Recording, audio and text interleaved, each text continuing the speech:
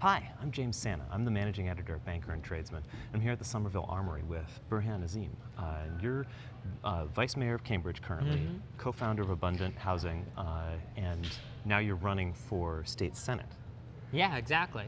I'm in the middle of my third term in City Council, being Vice Mayor, and yeah, just announced for State Senate. Why we need to do more, he understands how we do more, and he has a track record of building coalitions with his colleagues to get that work done. You know, every politician has parts of the job that they're particularly good at. Yeah. My particular skill set is getting a tough piece of legislation through a sometimes slow-moving body, and I think I bring a lot of experience in that from like all the amazing work. You know, we've passed one major piece of legislation after another in Cambridge City Hall. He championed hikes for subsidized buildings, and he is the key architect of the citywide multifamily rezoning that effectively ended single-family only zoning in Cambridge and opened the door. Is there anything on the housing side that you really want to do should you be able to get to Beacon Hill? I think that there's an incredible amount to be done, right? Like, I think that we're actually at this interesting opportunity where we're kind of closing the loop on the MBTA Communities Act, right? Like, now most communities have complied, there's still a few outlying, but we're almost there.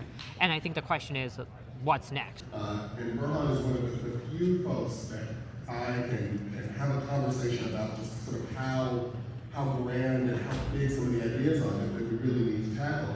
And he doesn't look at me like I'm crazy. What makes you think that Somerville, Medford, Winchester are ready for a YIMBY message, that they're sort of hungry for YIMBY representation at the State House?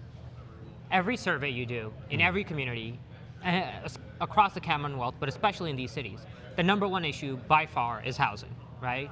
And I think fundamentally we need to do a far better job about it.